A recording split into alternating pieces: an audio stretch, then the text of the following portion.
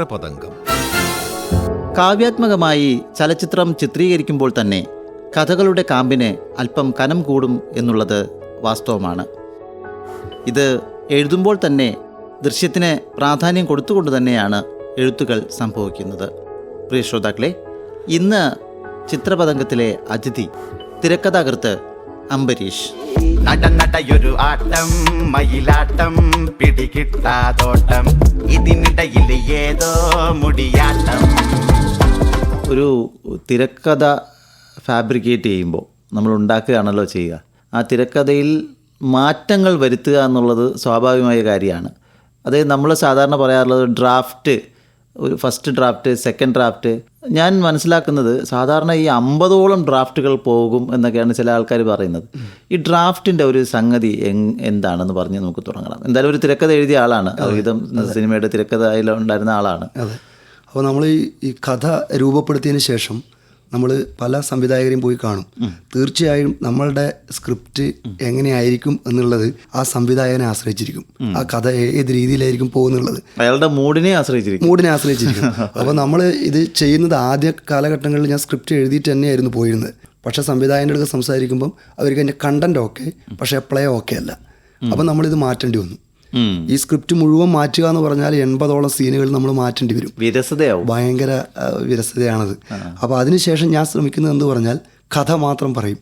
കഥ പറഞ്ഞു കഴിഞ്ഞ് ഏത് ഡയറക്ടറാണോ ഇത് പിക്ക് ചെയ്യുന്നത് ആ ഡയറക്ടർക്ക് അനുസരിച്ച് അദ്ദേഹത്തിൻ്റെ ആറ്റിറ്റ്യൂഡും മേക്കിംഗ് സ്റ്റൈലും ഉൾക്കൊണ്ടുകൊണ്ടിട്ട് നമ്മൾ സ്ക്രിപ്റ്റ് എഴുതുക എന്നുള്ളതാണ്. അങ്ങനെ ആകുമ്പോൾ നമുക്ക് ഒരു 3-4 ഡ്രാഫ്റ്റിൽ ഇത് ഫിനിഷ് ചെയ്ത് കിട്ടും. അത് ഫുൾ ആക്കാതെ 1 ലൈൻ ഓക്കെ ആക്കി മാറ്റുക എന്നുള്ളതാണ്. അദ്ദേഹത്തിന് ഇഷ്ടപ്പെട്ട രീതിയിൽ ആ 1 ലൈൻ ഓക്കെ ആക്കുക.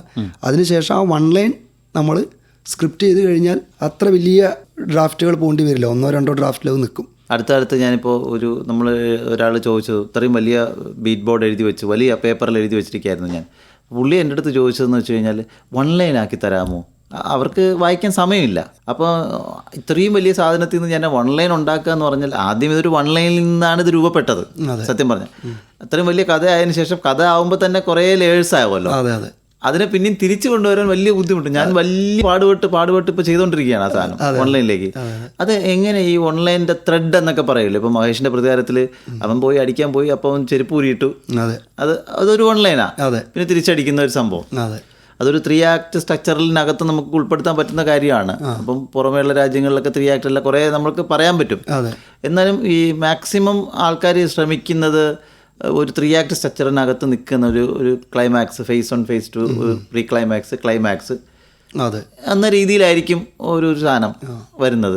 എന്താണ് അതിനെക്കുറിച്ചൊക്കെ ഒരു അഭിപ്രായം? ഇതിപ്പോൾ നമ്മൾ നിലവിലുള്ള റൂൾസ് ഒന്നും നോക്കാതെയാണ് ഇതൊക്കെ ചെയ്യുന്നത്. റൂൾസ് ഒന്നുമില്ല, റൂൾസ് വേണമെങ്കിൽ അതിനകത്ത് വന്നോട്ടെ. അതെ, വന്നുകൊള്ളുക എന്നുള്ളതാണ്. നമ്മളത് നോക്കി ചെയ്ത് കഴിഞ്ഞാൽ ഇത് അച്ചിലിട്ട് പോലെ ഇങ്ങനെ വരും എന്നുള്ളത് കൊണ്ടാണ് അതിലേക്കൊന്നും നമ്മൾ പോകാതിരുന്നത്. പിന്നെ നമ്മൾ ഈ സ്ക്രിപ്റ്റ് എഴുതുന്ന സമയത്ത് നമ്മൾ ഏറ്റവും വലിയ ബാരിയർ എന്ന് പറയുന്നത് ബഡ്ജറ്റാണ്. ഒരു ബഡ്ജറ്റിനകത്ത് നിന്നിട്ട് മാത്രമേ നമ്മൾക്കത് കഥ പറയാൻ വേണ്ടി പറ്റുള്ളൂ. അല്ലെങ്കിൽ സ്ഥലവും കാലവും എല്ലാം മാറ്റി കൊടുക്കും, അല്ലെങ്കിൽ എല്ലാം പോവും, നമ്മുടെ കയ്യിൽ ബഡ്ജറ്റ് നിൽക്കില്ല. ഇതിൻ്റെ ഈ സിനിമയുടെ നട്ടല് എന്ന് പറയുന്നത് തന്നെ സ്ക്രിപ്റ്റാണ്. ആ സ്ക്രിപ്റ്റ് കിട്ടിക്കഴിഞ്ഞാൽ മാത്രമേ അതിന് എത്ര ബഡ്ജറ്റ് ഉണ്ടാവും നമുക്ക് പറയാൻ പറ്റുള്ളൂ. അപ്പോൾ സ്വാഭാവികമായിട്ടും വലിയ കോസ്റ്റ് ഇല്ലാത്ത ഒരു സ്ക്രിപ്റ്റുമായിട്ട് സമീപിക്കുന്നുണ്ടെങ്കിൽ നമ്മൾക്ക് ഏറെക്കുറെ അത് സിനിമയാവാനുള്ള സാധ്യത വളരെ കൂടുതലാണ്. അതുകൊണ്ട് തന്നെ ഞാൻ ഉപയോഗിക്കുന്ന കഥകൾ പലതും വളരെ ചെറിയ ബഡ്ജറ്റുകളുടെ സിനിമകളാണ് ഞാൻ ഉപയോഗിക്കുന്നത്. ഇതിനിപ്പോൾ അതിൽ വലിയ ആർട്ടിസ്റ്റ് വന്നു കഴിഞ്ഞാലും അത് വലിയൊരു ബഡ്ജറ്റിന് അപ്പുറത്തേക്ക് പോകാത്ത രീതിയിലുള്ള കഥകളാണ് തുടക്കക്കാരെന്നുള്ള രീതിയിൽ ഞാൻ ചെയ്തു വെച്ചേക്കുന്നത്. അത് ചെറിയൊരു കൺസ്ട്രെയിൻ അല്ലേ? സത്യം പറഞ്ഞാൽ നമ്മളെ കഥയെ ഒന്ന് പിടിച്ചു വലിക്കുകയും അതങ്ങനെ ഉണ്ടാക്കിയെടുക്കുന്നതൊക്കെ പാടല്ലേ? കാരണം നമ്മൾ ചിന്തിക്കുന്ന ഒരു കഥ ചിലപ്പോൾ ബിയോണ്ട് ദ ഇമാജിനേഷൻ അങ്ങനെയൊക്കെ നമ്മൾ ചിന്തിക്കില്ലേ? അപ്പോൾ അത് കഥയെ തന്നെ ഒരു പിടുത്തമാവില്ലേ? സത്യത്തിൽ അത് ശരിയാണ്. നമ്മുടെ ചിന്തന അത് വലിഞ്ഞു മുറുക്കുന്ന ഒരു പരിപാടി തന്നെയാണ് സത്യത്തിലത്. പക്ഷേ ഞാൻ ഇതിനിടയ്ക്ക് ഒരു പ്രൊഡ്യൂസർ എൻ്റെ അടുത്ത് ചോദിച്ചു, അംബരീഷൻ നമുക്ക് നല്ല സബ്ജക്റ്റ് ഉണ്ടെങ്കിൽ ഇരിക്കാമെന്ന് പറഞ്ഞു. അപ്പോൾ ഞാൻ ഓൾറെഡി പുള്ളിയുടെ അടുത്ത് പറഞ്ഞു, സാറേ എൻ്റെ കയ്യിലൊരു സാധനം ഉണ്ട്, പക്ഷേ അതിൽ ആർട്ടിസ്റ്റ് ഇല്ല. അതിൽ ആർട്ടിസ്റ്റിൻ്റെ പ്രായം എന്ന് പറയുന്നത് 18 വയസ്സാണ്. അപ്പോൾ പുള്ളി പറഞ്ഞു 18 വയസ്സിലുള്ള ഒരാളെ നമുക്ക് ആർട്ടിസ്റ്റായിട്ട് വെക്കാൻ പറ്റുമല്ലോ, അപ്പോൾ അത് 24-25 ഏജിലേക്ക് ആക്കാൻ വേണ്ടി പറ്റുമോ എന്ന് ചോദിച്ചു. സത്യത്തിൽ അത് നമ്മുടെ ചിന്താഗതിനെ ബ്രേക്ക് ചെയ്യുന്നൊരു സാധനമാണ്. നമ്മളെ ചിന്തനെ ഒരു വേലി കിട്ടുന്ന പരിപാടിയാണ്. അപ്പം ഞാൻ പറഞ്ഞു, സാറേ അങ്ങനെ കഴിഞ്ഞാൽ അതിൻ്റെ ഇമോഷൻ മാറും, അതിൻ്റെ ഒരു നരേഷൻ രീതിയൊക്കെ മാറും, മൊത്തം പൊളിച്ചെടുക്കേണ്ടി വരും എന്നൊക്കെ പറഞ്ഞു. അപ്പോൾ പുള്ളി എന്നോട് ചോദിച്ചൊരു ചോദ്യമുണ്ട്, അതിനല്ലടാ നിന്റെ കയ്യിൽ പെന്നും പേപ്പറും ഉള്ളത്, അതാണല്ലോ നിന്റെ പണി. അപ്പം നീ അത് ചെയ്തു കഴിഞ്ഞാൽ നമുക്കത് പ്രൊജക്റ്റ് ആക്കാൻ ഈസിയാണ്. ശരിക്കും പറഞ്ഞാൽ അത്തരത്തിലുള്ള ആ പ്രതിസന്ധികളെ നമ്മൾ എൻജോയ് ചെയ്യാൻ പഠിച്ചു കഴിഞ്ഞാൽ സത്യത്തിൽ ഇതൊക്കെ നമുക്കൊരു രസകരമായിട്ട് തോന്നും. നമ്മൾ ആലോചിക്കുന്നത് പോലെ തന്നെ നമ്മുടെ ആലോചന അങ്ങോട്ട് പോകാതെ ഇങ്ങോട്ട് വരണം, ഈ റൂട്ടിലൂടെ പോകണം എന്നൊക്കെ ഒരാൾ വഴി തുറന്ന് തരുന്നുണ്ടെങ്കിൽ അതൊരു എൻജോയ്മെൻ്റ് ആയിട്ട് കാണുന്നുണ്ടെങ്കിൽ അത് വലിയ കുഴപ്പമില്ല. പക്ഷെ ശരിക്കും നമ്മളൊരു ആർട്ടിസ്റ്റിനെ നോക്കി അപ്പോൾ കഥ എഴുതേണ്ടി വരും. ഇന്ന ആളിന് ഇന്ന കഥ, ഇന്ന ആളിന് ഇന്ന കഥ എന്ന അവസ്ഥ. എന്തൊരവസ്ഥയാണ് അത്. തീർച്ചയായിട്ടും ഇപ്പോൾ വാണിജ്യ സിനിമയുടെ ലോകത്ത് നമ്മൾ അങ്ങനെ കുറെ കോംപ്രമൈസ് ചെയ്യേണ്ടി വരും. അത് സത്യമാണ്. വാണിജ്യം ഇല്ലെങ്കിൽ പിന്നെ സിനിമ ഇല്ലല്ലോ. അപ്പോൾ അതാണ്, അതൊരു ബിസിനസ്സാണ്. തീർച്ചയായിട്ടും എന്റർടൈൻമെന്റ് ഇൻഡസ്ട്രിക്കുള്ള ഒരു ബിസിനസ്സാണ്. ബിസിനസ്സിന് ശേഷം മാത്രമേ കല എന്നുള്ള സാധ്യതയുള്ളൂ എന്നുള്ളതാണ് എനിക്കിപ്പോൾ മനസ്സിലാവും. സത്യം പറഞ്ഞു കഴിഞ്ഞാൽ ഒരു ഡയറക്ടർ അല്ലെങ്കിൽ സ്ക്രിപ്റ്റ് റൈറ്ററും ഡയറക്ടറും ആക്ച്വലി ഒരു എഡിറ്റർ കൂടെ ആയിരിക്കണം എന്നുള്ളത് ഭയങ്കര കാര്യമാണ്. ഇപ്പം നേരത്തെ പറഞ്ഞ പോലെ അംബരീഷ് ഒരു സ്ക്രിപ്റ്റുമായിട്ട് പോയപ്പോൾ അതിൻ്റെ ഡയറക്ടർ അദ്ദേഹം പറഞ്ഞതെന്ന് പറഞ്ഞാൽ ഞാൻ ഇങ്ങനെയാണ് ചെയ്യുന്നത്. അദ്ദേഹത്തിൻ്റെ ബോധമണ്ഡലത്തിൽ ആ എഡിറ്റിംഗ് സാധനം, എഡിറ്റിംഗ് സോഫ്റ്റ്വെയർ എഡിറ്റിങ്ങിനെ വെച്ചിട്ടുണ്ട്. ഇങ്ങനെയെന്ന് ഹൗ ടു മേക്ക്, എങ്ങനെ ഒരു സിനിമ ചെയ്യാമെന്നതാണ് ഇപ്പോഴത്തെ ഒരു കാര്യം. നമ്മളൊരു സ്ക്രിപ്റ്റ് എഴുതി വെച്ചിരിക്കുന്ന പോലെ ചെയ്തു കഴിഞ്ഞാൽ അത് വർക്ക് ചെയ്യണമെന്ന് ഉറപ്പില്ല. അപ്പോൾ നമ്മൾ എഴുതുന്ന സമയത്ത് ഇപ്പോൾ അതുകൊണ്ടാണ് നമ്മൾ എഴുതുമ്പോൾ കട്ടു ഇന്ന സ്ഥലത്തേക്ക് പോകുന്നു. ഇപ്പോൾ എനിക്ക് തോന്നുന്നു ഫ്ലാഷ് ബാക്കുകളുള്ള സിനിമയൊക്കെ വളരെ കുറവായിപ്പോൾ. പല ആൾക്കാരും ഫ്ലാഷ് ബാക്കിനെ കുറിച്ച് പറയുന്നില്ല, പിടിക്കുന്നില്ല. എല്ലാം കട്ടുകളിലൂടെയാണ്, ചില തരത്തിലുള്ള രീതിയിലും അതുപോലെ തന്നെ എഫക്ട്സ് വെച്ചിട്ടൊക്കെയാണ്. അപ്പോൾ ഈ എഴുതുമ്പോൾ ഉള്ള ഒരു ഘടന എങ്ങനെയായിരിക്കും? സാധാരണ ഒരിടത്തൊരു കഥ പറഞ്ഞു പോകുന്ന രീതിയിലാണോ എഴുതുന്നത്, അല്ലെങ്കിൽ സിനിമയായിട്ട് തന്നെ വിഷ്വൽ കണ്ടിട്ടാണോ എഴുതുന്നത്? ചിലരൊക്കെ അങ്ങനെ ചെയ്യാറുണ്ട്. ഇല്ല, എൻ്റെ ഒരു ഇതെന്ന് പറഞ്ഞാൽ എനിക്ക് ക്യാമറ കുറച്ച് കൈകാര്യം ചെയ്യാൻ അറിയാം, അതേപോലെ എഡിറ്റിങ്ങും കൈകാര്യം ചെയ്യാൻ അറിയാം. ഈ രണ്ട് സാധനവും നമ്മുടെ ഇതിന് വേണ്ട ഏറ്റവും മെയിനായിട്ടുള്ള ടൂളാണ്. ഈ സാധനത്തിലേക്കൂടെ നമ്മുടെ കഥ എങ്ങനെ കടന്നു പോകുന്നു എന്നുള്ളത് തീർച്ചയായിട്ടും നമ്മൾക്ക് എഴുതുമ്പോൾ തന്നെ നമുക്കത് കിട്ടും. അപ്പോൾ ഒരു സീനിൽ നിന്ന് വേറൊരു സീനിലേക്ക് ഉള്ള ഒരു ചേഞ്ചസ് നമുക്കൊരു ചെറിയൊരു ട്രാൻസിഷൻ വെച്ച് കഴിഞ്ഞാൽ നമ്മൾക്ക് അത് ഒഴിവാക്കാൻ വേണ്ടി പറ്റും. ഈ ബോധം ഇല്ലാത്ത ഒരു റൈറ്ററാണ് എഴുതുന്നുണ്ടെങ്കിൽ അതിൻ്റെ ഇടയിൽ വേറൊരു സീൻ കയറ്റും. ആ ട്രാൻസിഷൻ അവിടെ പറ്റില്ല. രണ്ടും ഒരേ ലൊക്കേഷൻ ആണെങ്കിൽ അത് നമുക്ക് ഒരു ട്രാൻസിഷൻ എഫക്റ്റ് കൊടുത്തു കഴിഞ്ഞാൽ ആ ലൊക്കേഷൻ ചേഞ്ച് ആയിട്ട് നമുക്ക് ഫീൽ ചെയ്യും. പിറ്റേ ദിവസമാണ് അല്ലെങ്കിൽ അടുത്ത ദിവസമാണ് ഈ സീൻ നടക്കുന്നതെന്നുള്ളത്. അതല്ല എങ്കിൽ അത് അടുത്ത ദിവസമെന്ന് കാണിക്കാൻ വേണ്ടിയിട്ട് ഇതിൻ്റെ രണ്ടിൻ്റെ ഇടയിലും വേറൊരു സീൻ എഴുതേണ്ടി വരും. എന്നെ സംബന്ധിച്ചിടത്തോളം എഡിറ്റിംഗ് എനിക്ക് അറിയുന്നത് കാരണം അതിൻ്റെ ആവശ്യമില്ല. അപ്പോൾ സ്വാഭാവികമായിട്ടും നമ്മളൊരു റൈറ്റർ എന്നുള്ള രീതിയിൽ കുറച്ച് എഡിറ്റിംഗ് പരിപാടികളും കുറച്ച് ക്യാമറ വർക്കുകളും സംവിധാനത്തിൻ്റെ ഒരു പരിപാടി അറിഞ്ഞിരുന്നാൽ അത് ഗുണം ചെയ്യും. ഇപ്പോൾ അവിഹിതത്തിൻ്റെ ഒരു കാര്യം പറഞ്ഞു കഴിഞ്ഞാൽ അതിൽ ഒരു സംശയം വേറൊരാളിലേക്ക് പകരുകയാണ്, ആ സംശയം വേറൊരാളിലേക്ക് പകരുന്നു. സിനിമയുടെ അവസാനം വരെ ഈ സംശയം ഇങ്ങനെ പകർന്നു പോകുന്നുണ്ട്. ഈ പകർന്നു പോകുന്നതിനൊക്കെ ജോയിൻ ചെയ്യുന്നത് ഒരു ബീഡിയാണ്, നമ്മുടെ സിഗരറ്റ് ബീഡിയില്ലേ. ഈ ബീഡിയിലേക്കൂടെയാണ് ഈ സംശയം പോകുന്നത്. അപ്പം ബീഡിയിൽ നിന്നുണ്ടാവുന്ന പുകയുണ്ടാവും. അപ്പം ഞാനവിടെ കൃത്യമായിട്ട് എഴുതി വെച്ചിട്ടുണ്ട്, സംശയത്തിൻ്റെ രൂപീകരിക്കുന്ന ഒരു മ്യൂസിക്കാണ് വേണ്ടത്. രണ്ടാമത്തെ ഘട്ടത്തുമ്പം ഈ സംശയത്തിൻ്റെ കാഠിന്യം കൂടി, അപ്പം നേരത്തെ ഇൻറ്റൻസിറ്റി കൂടണം. അങ്ങനെ എഴുതി വെച്ചിട്ടുണ്ട്. അത് പരാമർശിച്ച് പോയാൽ നല്ലത്. ചില മ്യൂസിക് ഡയറക്ടർക്ക് വിഷ്വൽ കാണുമ്പോൾ തന്നെ മനസ്സിലാവും. അപ്പോൾ അവരതിനനുസരിച്ച് അത് കൈകാര്യം ചെയ്യും. നമ്മൾ എഴുതിയാൽ അത് അത്രയും ഗുണം ചെയ്യും. അവർ ആ സ്ക്രിപ്റ്റ് വെച്ച് നോക്കുമ്പോൾ അല്ലെങ്കിൽ ചില ആൾക്കാർ കൺവേ ചെയ്യും, പറയും. അതെ, അപ്പോൾ അവർ കൂടെ ഇരുന്ന് ചർച്ച ചെയ്യുമ്പോൾ ഉള്ളൊരു സംഭവം അങ്ങനെ ആയിരിക്കും. ഒരു ഡയറക്ഷൻ എന്ന് പറയുന്ന ഒരു വെഞ്ചർ മനസ്സിൽ കിടക്കുകയാണെന്ന് മനസ്സിലാവുന്നുണ്ട്. കാരണം അതിനി എന്നത്തേക്കാണ് ഇത് മാറ്റി വെച്ചിരിക്കുന്നത്? സത്യം പറഞ്ഞാൽ ഇപ്പോഴുള്ള ഒരു സാഹചര്യം എന്ന് പറയുന്നത് എനിക്ക് ഒരു വർഷത്തിലേക്ക് ചില സമയത്ത് 3 സ്ക്രിപ്റ്റ് എഴുതാൻ വേണ്ടി പറ്റും. പക്ഷെ 1.5 വർഷം മിനിമം ഒരു സിനിമക്ക് വേണ്ടി കളയേണ്ടതാണ് ഒരു സംവിധായകൻ്റെ ഇപ്പോഴത്തെ ഒരു പ്രശ്നം. അപ്പോൾ ഈ 1.5 വർഷം കൊണ്ട് എനിക്ക് 3 സ്ക്രിപ്റ്റ് 3-4 സ്ക്രിപ്റ്റ് എഴുതാൻ പറ്റും. ഞാൻ മറ്റതിന് വേണ്ടിയിട്ട് ഒരു പ്രൊഡക്റ്റ് മാത്രമേ എനിക്ക് ഉണ്ടാക്കാൻ വേണ്ടി പറ്റൂ. അപ്പോൾ ഒരു തുടക്കം എന്നുള്ള രീതിയിൽ ഇത് കുറച്ചുകൂടെ മുന്നോട്ട് പോയിട്ട് നമ്മുടെ ഒരു ഫാമിലിയുടെ കാര്യങ്ങളൊക്കെ നോക്കി മുന്നോട്ട് പോയിട്ട് ഒരു സൗകര്യപ്രദമായിട്ടുള്ള സമയം കിട്ടുമ്പോൾ അത് ചെയ്യാമെന്ന് വിചാരിക്കുന്നു. അങ്ങനെയുള്ള സ്വന്തമായിട്ട് ചെയ്യാനുള്ള കഥ മനസ്സിലുണ്ടോ? ഇല്ല, അങ്ങനെയൊന്നും ഇല്ല. അങ്ങനെയൊന്നും ഞാൻ രൂപപ്പെടുത്തിയിട്ടില്ല. പക്ഷേ കൂടുതൽ വാണിജ്യ സിനിമകൾ ചെയ്യുന്നതിനേക്കാൾ നല്ലത് വളരെ ചെറിയ ഒരു സിനിമ ചെയ്യാനാണ് ആഗ്രഹം. വലിയ ക്രൂവോ അല്ലെങ്കിൽ ഒച്ചപ്പാടോ ബഹളമോ ഒന്നും ഇല്ലാതെ ഒരു ടെമ്പോ ട്രാവലറിൽ പോയിട്ട് ചെയ്യാൻ പറ്റുന്ന ഒരു സിനിമ. ഈ ബേസിക്കലി ഞാൻ ഈ പറഞ്ഞ വെച്ച് തന്നെ ബേസിക്കലി ഫിലിം ഈസ് ആർട്ട്. അതുപോലെ തന്നെ ബേസിക്കലി ഒരു സിനിമ ക്യാരി ചെയ്യുന്നതും ഇമോഷനെയാണ്. ഇമോഷൻ ഇല്ലാതെ നമ്മളൊരു സിനിമ എടുത്തിട്ടും കാര്യമില്ല എന്നാണ് പറയുന്നത്. പലതരത്തിലുള്ള ഇമോഷൻസ് ഉണ്ട്. ഇപ്പോൾ വയലൻസ് ആയിരുന്നാൽ അതൊരു ഇമോഷനാണ്. അല്ല ഇമോഷൻ എന്ന് വിചാരിക്കുമ്പോൾ നമ്മൾ മറ്റേ ലവ് സാധനമൊക്കെയാണ് നമ്മൾ ഉദ്ദേശിക്കുന്നത്. അതല്ല, പലതരത്തിലുള്ള ഹ്യൂമൻ ഇമോഷൻസ് ഉണ്ട്. അപ്പോൾ ഒരു ചിത്രത്തിനകത്തൊരു 40% ഇമോഷൻ, അത് കഴിഞ്ഞിട്ട് 20% അതിൻ്റെ കഥ, ഇങ്ങനെയൊക്കെ. അപ്പോൾ ഏതിനായിരിക്കും ഇപ്പോൾ ഒരു സ്ക്രിപ്റ്റ് ചെയ്യുമ്പോൾ ഏതിനൊക്കെ ആയിരിക്കും ഒരു കൂടുതൽ ഇമ്പോർട്ടൻസ് കൊടുക്കുന്നത്? ഇമോഷനാണോ, സ്ക്രിപ്റ്റിൻ്റെ കഥയ്ക്കാണോ, അതുപോലെ തന്നെ അതിന് മേക്കിങ്ങിൻ്റെ രീതിയിലൊക്കെയാണോ? ഇതിനെല്ലാം കൊടുക്കേണ്ടി വരും. പക്ഷേ ഇതിന് പെർസെൻറ്റേജ് കുറവുണ്ട്.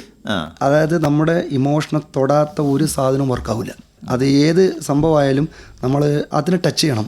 നമ്മൾ ഇമോഷനെ ടച്ച് ചെയ്യാത്ത ഒരു സാധനവും വർക്കാവില്ല. അപ്പോൾ നമ്മൾ എന്ത് ചെയ്യുമെന്ന് പറഞ്ഞാൽ ഈ ഇമോഷൻ ഈ കഥയിലേക്ക് എങ്ങനെ കൊണ്ടുവരാൻ വേണ്ടി ശ്രമിക്കുക എന്നുള്ളതാണ് ഒന്നാമത്തെ കാര്യം. ഇത് ബ്ലെൻഡായി കഴിഞ്ഞാൽ പിന്നെയാണ് നമ്മുടെ ഈ മേക്കിങ്ങിൻ്റെ കാര്യത്തിലേക്ക് വരുന്നത്. പിന്നെ മേക്കിങ്ങിൻ്റെ ഞാൻ നേരത്തെ പറഞ്ഞ പോലെ അത് എൻ്റെ മാത്രം കാഴ്ചപ്പാടായിരിക്കില്ല, ചിലപ്പോൾ സംവിധായകൻ്റെ ഇൻപുട്ട് അതിലുണ്ടാവും. അപ്പോൾ അതിനനുസരിച്ചിട്ട് ഇത് മുന്നോട്ട് കൊണ്ടുപോകുക എന്നുള്ളതാണ്. പക്ഷേ ഇമോഷൻ ഉള്ള ഒരു സംഭവം മാത്രമേ നമുക്ക് എടുത്തിട്ട് കാര്യമുള്ളൂ. ഈ ഒരു പഠനം എന്ന് പറയുമ്പോൾ സിനിമയുടെ പഠനമൊക്കെ ആലോചിച്ച് നോക്കൂ. അപ്പോൾ എപ്പോഴും നമ്മൾ സിനിമയിൽ നിൽക്കണമെങ്കിൽ ഒരു അപ്ഗ്രഡേഷൻ തീർച്ചയായിട്ടും ഉണ്ടെങ്കിലേ പറ്റൂ, അല്ലെങ്കിൽ നമ്മൾ തള്ളിപ്പോവും. ഞാൻ നേരിട്ട് കണ്ടിട്ടുണ്ട്. അസോസിയേറ്റായിട്ട് വർക്ക് ചെയ്ത ഒരാൾ ഒരു അതിൽ തന്നെ വർക്ക് ചെയ്തിരിക്കുന്ന ഒരു താരത്തിനോടുകൂടി കഥ പറയാൻ ഓടിക്കുകയാണ്. അതേ പടത്തിൽ അസോസിയേറ്റ് വർക്ക് ചെയ്യുന്നുണ്ട്. താരത്തിനോട് കഥ പറയാൻ പറ്റുന്നില്ല. അപ്പോൾ എന്താണ് അവിടുത്തെ അവസ്ഥ എന്ന് ഭയങ്കര ഭീകരമായ അവസ്ഥയാണ്. അപ്പോൾ അങ്ങനെയുള്ളൊരു സിറ്റുവേഷനിൽ ആ ഒരു ഇൻഡസ്ട്രിയിൽ നമ്മൾ പിന്നെ ഈ കോമ്പറ്റീഷൻ എന്നൊക്കെ പറയില്ലേ, ജോലിക്ക് വേണ്ടി കോമ്പറ്റീഷൻ എന്നൊക്കെ പറയുന്നത് കോമ്പറ്റീഷൻ തന്നെയാണ്. തീർച്ചയായിട്ടും പല രീതിയിൽ ക്രിയേറ്റിവിറ്റിക്കൊക്കെ സ്ഥാനം ഉണ്ടോ എന്ന് വരെ നമ്മൾ ചിന്തിച്ചു പോകും. തീർച്ചയായിട്ടും അതൊക്കെ ഇപ്പോൾ ഈ AI ഒക്കെ വന്നതിന് ശേഷം സ്ക്രിപ്റ്റൊക്കെ ജെമിനി പോലുള്ള ആപ്പുകൾ ChatGPT ഒക്കെ ക്രിയേറ്റ് ചെയ്യാൻ തുടങ്ങി. പലരുടെയും പണി പോകുന്ന രീതിയിലൊക്കെയാണ് മാറിക്കൊണ്ടിരിക്കുന്നത് സംഭവം. ഒരു സ്ക്രിപ്റ്റ് ഇപ്പം നമ്മൾ ചെയ്യണമെന്ന് വെച്ചോളൂ, അടുത്തിപ്പം പരീക്ഷ സ്ക്രിപ്റ്റ് ചെയ്ത് തുടങ്ങിയിട്ടുണ്ടാവണം. അതായത് ഞാൻ മനസ്സിലാക്കുന്നത് ഒരു സിനിമയുടെ ഒരു ചെറിയൊരു വെൽവിഷർ എന്ന രീതിയിൽ ഞാൻ മനസ്സിലാക്കുന്നത് ഒരാളുടെ കയ്യിൽ മിനിമം ഒരു 5 സ്ക്രിപ്റ്റെങ്കിലും അറ്റ് എ ടൈമിൽ ഉണ്ടാവണം. അല്ലെങ്കിൽ ഇൻഡസ്ട്രിയിൽ പിടിച്ചിരിക്കാൻ പറ്റുമെന്ന് എനിക്ക് തീരെ വിശ്വാസമില്ല. പറ്റില്ല.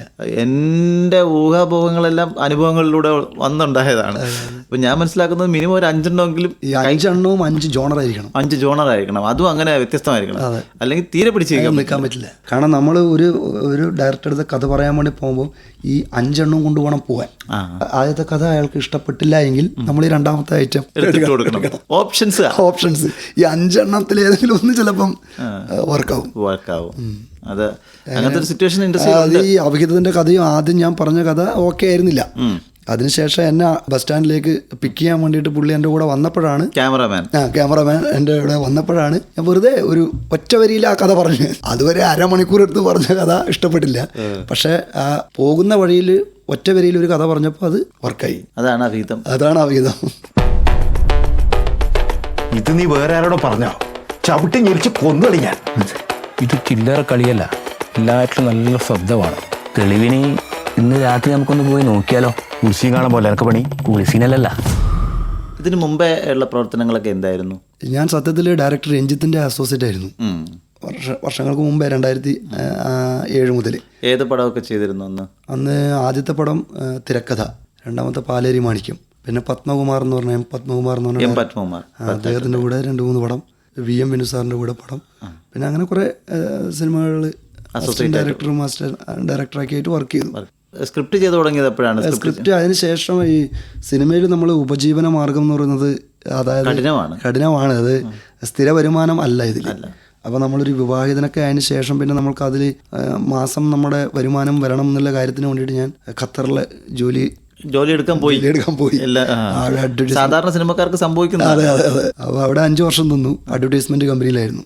അവിടെയും ഇത് തന്നെയാണ് പരിപാടി. പക്ഷെ അവിടെ നമുക്ക് എല്ലാം ചെയ്യണം. സ്ക്രിപ്റ്റ് എഴുതണം, എഡിറ്റ് ചെയ്യണം, ഷൂട്ട് ചെയ്യണം, ഡയറക്ഷൻ ചെയ്യണം. എല്ലാം നമ്മൾ ഒരാൾ തന്നെ ചെയ്യണം. അങ്ങനത്തെ ആൾക്കാർക്കാണ് അവിടെ കൂടുതൽ അവസരം. ഇതെല്ലാം എൻ്റെ കയ്യിലുള്ളത് കാരണം അന്ന് അവിടെ സേഫായിരുന്നു. അത് 5 വർഷം കഴിഞ്ഞ് തന്നെ കൊറോണയ്ക്ക് മുമ്പേ തിരിച്ച് നാട്ടിലേക്ക് വന്നു. പിന്നെയാണ് സ്ക്രിപ്റ്റിലേക്ക് പോവാം എന്നുള്ള രീതിയിലേക്ക് ചിന്തിച്ചത്. അപ്ഡേഷനൊക്കെ ചെയ്യുമ്പോൾ എന്താ ചെയ്യുന്നത്? ഇപ്പോൾ ഒരു സംവിധായകനായിരുന്നാലും എഴുത്ത് എന്നുള്ള രീതിയിൽ നല്ല വായനയൊക്കെ ഉണ്ടാവുമോ? എങ്ങനെയാണ് ഇതിൻ്റെ? സത്യത്തിൽ സിനിമകൾ കാണുമോ? വായനയാണ് ഇതിൽ ഞാൻ കൂടുതൽ ഇമ്പോർട്ടൻസ് കൊടുക്കുന്നത്. ഇപ്പോൾ സത്യത്തിൽ ഞാൻ പുസ്തകം എടുത്ത് വായിക്കുന്ന പരിപാടിയില്ല, ഓഡിയോ ആണ്. ചെറുകഥകൾ ധാരാളമായി കേൾക്കുന്ന ഒരാളാണ് ഞാൻ. ചെറുകഥകളാണ് അധികം കേൾക്കാറ്, അതും പഴയ ചെറുകഥകൾ, MTയുടെ കാലഘട്ടങ്ങളിലേക്കുള്ള ആ കാലഘട്ടങ്ങളിൽ ചെറുകഥകളാണ് അധികം കേൾക്കാറ്. പിന്നെ നമ്മുടെ ഈ വിദേശത്തുണ്ടാവുന്ന ഇപ്പൊ നമ്മുടെ സഫാരി ചാനലിലെ സഞ്ചാരം പോലുള്ള പരിപാടികൾ, അങ്ങനെയുള്ള പരിപാടികൾ ധാരാളം. ഷെർലക് ഹോംസിന്റെ കഥകൾ. ഏത് ജോണറാണ് ഇഷ്ടം? അങ്ങനെ ജോണർ പ്രത്യേകിച്ചില്ല. നമുക്ക് ഞാൻ നേരത്തെ പറഞ്ഞു, നമ്മളെ ഇമോഷൻ ഏതാണോ ടച്ച് ചെയ്യുന്നത് അതിൽ പിടിക്കുക എന്നുള്ളതാണ്. അപ്പോൾ അങ്ങനെയുള്ള കുറേ കാര്യങ്ങളാണ് നമ്മൾ ചെയ്തുകൊണ്ടിരിക്കുന്നത് ഇതിന് വേണ്ടി, വളർച്ചയ്ക്ക് വേണ്ടിയിട്ട്. അല്ലാതെ സിനിമ അങ്ങനെ കൂടുതൽ കാണാറില്ല. എന്നാലും നമ്മുടെ മലയാളത്തിലും മറ്റുള്ള സിനിമകളൊക്കെ കാണാറുണ്ട്. അന്യഭാഷ സിനിമകളൊക്കെ കാണാറുണ്ട്. പിന്നെ വിദേശത്തുള്ള കിം ഗുഡുക്കിനെ പോലെ അങ്ങനെയുള്ള നമ്മൾ ഫെസ്റ്റിവലിൽ വരുന്ന നമ്മളെ കയ്യിൽ കിട്ടുന്ന ഉപയോഗിക്കാറുണ്ട്. ഫെസ്റ്റിവൽ സിനിമകളൊക്കെ തീർച്ചയായിട്ടും. അതൊക്കെ കാണുമ്പോൾ അതിൽ നിന്നൊക്കെ ഇൻസ്പിറേഷനൊക്കെ ഉണ്ടാകും. പല ആൾക്കാരും ഈ പറയാറുണ്ട്, മലയാളത്തിലെ പല താരങ്ങളും കൊറിയൻ സിനിമകളുമായിട്ടൊക്കെ ഭയങ്കര ബന്ധമുണ്ട്. അങ്ങനെയൊക്കെയുള്ള കൊറിയയിൽ ഭയങ്കര നല്ല സിനിമകളാണ്. കൊറിയ കാര്യം പറയുമ്പോഴാണ് കിം ഗുഡുക്കിനെ കുറിച്ച് വന്നത്. അദ്ദേഹം അതിൽ നിന്ന് വ്യത്യസ്തമായി സിനിമ ചെയ്ത ആളാണ് അദ്ദേഹം. അത് ഞാൻ ഓർക്കുന്നത് നെറ്റ് എന്ന് പറയുന്ന സിനിമയൊക്കെ ഫെസ്റ്റിവലിനും സിനിമയാണ്. ഇത് സൗത്ത് കൊറിയയും നോർത്ത് കൊറിയയും തമ്മിലുള്ള അടിയിലുള്ള സംഭവമാണ്. അയാൾ അപ്പുറത്ത് പിടിച്ചോണ്ട് പോകും, സിന്താബ് വിളിച്ചിട്ട് ഇപ്പുറത്ത് വരുമ്പോഴത്തേക്ക് സ്വന്തം രാജ്യക്കാരൻ തന്നെ അയാൾ അങ്ങ് തട്ടിക്കളയും. അപ്പോൾ ഇത് ഭയങ്കര, പിന്നെ അദ്ദേഹത്തിന്റെ സ്പ്രിംഗ് വിന്റർ എന്ന് പറഞ്ഞിട്ട് അത് ഭയങ്കര എനിക്ക് ഇൻസ്പിറേഷനുള്ള സംഭവം. ഇൻസ്പിറേഷണൽ ഒരു ഫിലോസഫിക്കൽ സാധനം. ദ ബോ എന്ന് പറഞ്ഞൊരു പടം ഉണ്ട്, അതെ ബോ, അതിൽ സംസാരമേ ഇല്ല. അപ്പോൾ ഞാൻ പറഞ്ഞത് അങ്ങനെ ബ്ലൂ ഈസ് ദ വാമസ്റ്റുകൾ അങ്ങനത്തെ സിനിമകളൊക്കെ കാണുന്നത് ഒരു ഇൻസ്പയറാണ്. കാരണം അവിടെ ഒരു പാലറ്റ് വർക്ക് ചെയ്യുന്നത്, അതുപോലെ തന്നെ അതിൻ്റെ കഥകൾ എങ്ങനെയാണ് എഡിറ്റിംഗ് പാറ്റേൺ പോയിരിക്കുന്നത്, ഒരു ടാക്സി ഇങ്ങനെ മൂവ് ചെയ്യുന്ന അതിൻ്റെ കൂടെ ഒരു വഴക്കുണ്ടാകുന്നത്, അങ്ങനെയൊക്കെയുള്ള സാധനങ്ങൾ വരുമ്പോൾ അത് കണ്ടിരിക്കാൻ ഇങ്ങനെ തോന്നും. ചില സിനിമകളാകുമ്പോൾ നമ്മൾ അത് വെച്ചിട്ട് കോട്ടുവായൊക്കെ ഇട്ടിട്ട് എണീറ്റ് പോകും. പക്ഷെ അങ്ങനെയുള്ള സിനിമകൾ, ഞാൻ പറഞ്ഞ സിനിമകളൊക്കെ ആണെങ്കിൽ അത് ബോറാണെന്ന് നമുക്ക് തോന്നുമെങ്കിൽ അത് കാണും. അതെ, തീർച്ചയായിട്ടും. അതിന് ഒരു അടുത്ത മുന്നോട്ട് എന്താണ്, അടുത്ത് എന്താണ്, അത് തന്നെ ഒരു സസ്പെൻഷൻ വെച്ചിട്ട് അങ്ങനെ ഒരു മുന്നിലൊരു മുൾമുനയിൽ നിർത്തുന്ന ഒരു രീതിയിൽ സസ്പെൻസ് വെച്ചിട്ട് ചെയ്യുന്ന ഒരു സംഭവം ഉണ്ടാവും. അപ്പം അങ്ങനെയുള്ളൊരു അപ്ഗ്രഡേഷനൊക്കെ ചെയ്യാറുണ്ട്. ഇതിപ്പോൾ നമ്മുടെ എല്ലാ സിനിമകളും നമ്മൾക്ക് കാണാൻ പറ്റുന്നൊരു അവസ്ഥയല്ലല്ലോ. പക്ഷെ അങ്ങനെയുള്ള ഇപ്പോൾ നമ്മുടെ കാഞ്ഞങ്ങാട്, പയ്യന്നൂരൊക്കെ ഒരുപാട് ഫിലിം ഫെസ്റ്റിവൽ നടക്കുന്നുണ്ട്. ഇപ്പോൾ പുതിയതായിട്ട് ഒരുപാട് കൂട്ടായ്മ വന്നിട്ടുണ്ട്. അപ്പോൾ അതൊക്കെ നമ്മൾ ഉപയോഗിക്കും. IFF തന്നെ കിട്ടണമെന്നില്ല നമുക്ക് കാണാൻ, ചിലപ്പോൾ പറ്റിയെന്ന് വരില്ല. പക്ഷെ അതില്ലെങ്കിലും അവിടുന്ന് ഗോവയിലത്തെയൊക്കെ നല്ല സിനിമകൾ ഇവിടെ പ്രദർശിപ്പിക്കും. അപ്പോൾ അത് നമ്മൾ പോയിട്ട് കാണും. അത് ശരിക്കും പറഞ്ഞാൽ നമ്മളൊക്കെ ഓരോ പടം കാണുമ്പോൾ നമുക്ക് അതിലെല്ലാ ആ പടം മൊത്തത്തിൽ നമുക്ക് അങ്ങനെയല്ല, അതിൽ ചില സീന് നമ്മൾക്ക് ഇതും നമ്മുടെ ഇവിടുത്തെ രീതിയുമായിട്ട് പൊരുത്തപ്പെട്ട് പോകുന്ന സംഭവമാണല്ലോ, അങ്ങനെയാണെങ്കിൽ നമുക്ക് ഇതിൽ നിന്നൊരു സാധനം തയ്യാറാക്കാമല്ലോ എന്ന് തോന്നാറുണ്ട്. അപ്പോൾ ഇനി മേക്കിംഗ് അടുത്ത പ്രൊജക്റ്റുകൾക്ക് എന്തൊക്കെയാണെന്നൊക്കെ പറഞ്ഞ് നമുക്ക് അവസാനിപ്പിക്കാം. അടുത്തുള്ള വിഷൻ എന്തൊക്കെയാണ്? അടുത്തത് വിഹിതം നിങ്ങളെല്ലാവരും കാണേണ്ട ഒരു പടമാണ്, കാണണം, നല്ല റിവ്യൂ വന്നൊരു പടമാണ് സത്യം പറഞ്ഞാൽ. അതെ. അപ്പോൾ ഈ കാണാത്തവരുണ്ടെങ്കിൽ അവർക്ക് കാണാനുള്ളൊരു സൗകര്യമാണത്. ഇതേ സംവിധായകനെ ആയിട്ട് മറ്റൊരു പടമാണ് ഇപ്പോൾ ചെയ്തുകൊണ്ടിരിക്കുന്നത്. വിഹിതത്തിൻ്റെ സംവിധായകൻ സന്ന ഹെഗ്ഡെയാണ്. അദ്ദേഹമായിട്ടാണ് അടുത്ത ഒരു പടം ചെയ്യാൻ വേണ്ടിയിട്ട് നിൽക്കുന്നത്. അത് ഏകദേശം ഒരു പ്രീ പ്രൊഡക്ഷൻ സ്റ്റാർട്ട് ചെയ്ത് കഴിഞ്ഞു. അതുകൂടാതെ വേറെ 2 ഡയറക്ടർക്ക് വേണ്ടിയിട്ടും കഥ പറഞ്ഞിട്ടുണ്ട്.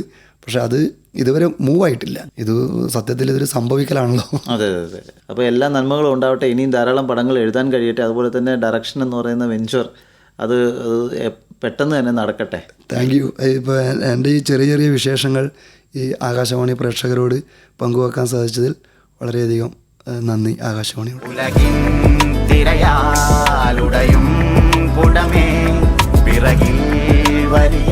തിരക്കഥാകൃത്ത് അംബരീഷ് പങ്കെടുത്ത പരിപാടിയാണ് ശ്രോതാക്കൾ ഇതുവരെ കേട്ടത്.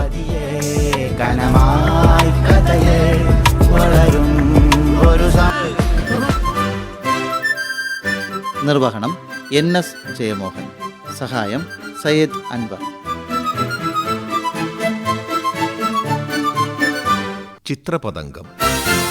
അവതരണം ആകാശവാണി കൊച്ചി നിലയം.